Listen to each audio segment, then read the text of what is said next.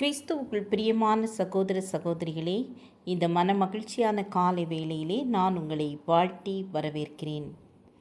100 ஆண்டுகளுக்கு முன்னால் Arul Thiru David pen என்ற ஒரு குருவானவர் இருந்தார்.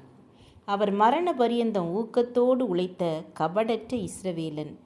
இவர் வட திருநெல்வேலியில் கூடாரம் அடித்து ஊழியம் செய்து வந்தார். பிரார்த்தனை செய்துவிட்டு கூடாரத்திலிருந்து புறப்படும்போது பிரசங்கிமாரோடு வழியில் ஒரு வார்த்தையும் பேசாமல் போவதும், பிரசங்கம் முடிந்த பின் வழியில் ஒரு வார்த்தையும் பேசாமல் கூடாரம் வந்து சேர்ந்து ஜெபிப்பதும் அவர் வழக்கம். இடையில் உள்ள நேரத்தில் அவரது தியான நேரமாகும்.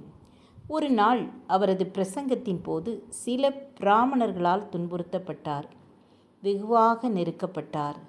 அனைத்தையும் பொறுமையோடு சகித்து கூடாரம் வந்து சேர்ந்தார். கேள்விப்பட்ட பிரசங்கிமார் உடனே கலெக்டருக்கு மனு கொடுக்குமாறு அவரை நெருக்கினார்கள். குரு டேவிட் பென் ஒரு தாளை எடுத்து அவசரமாக எழுதி உடனே கொண்டு போய் கலெக்டரிடம் கொடுக்கும்படி சொன்னார். அதில் பின்வருமாறு எழுதியிருந்ததை படித்து பார்த்த பிரசங்கிமார் வெட்கப்பட்டு போனார்கள். அப்படி அந்த கடிதத்தில் என்ன எழுதியிருந்தது தெரியுமா? சங்கீதம் 50ஆம் அதிகாரம் 15ஆம் வசனம். ஆபத்து காலத்தில் என்னை நோக்கி கூப்பிடு, நான் உன்னை விடுவிப்பேன், நீ என்னை மகிமைப்படுத்துவாய் என்ற வசனம் எழுதப்பட்டிருந்தது.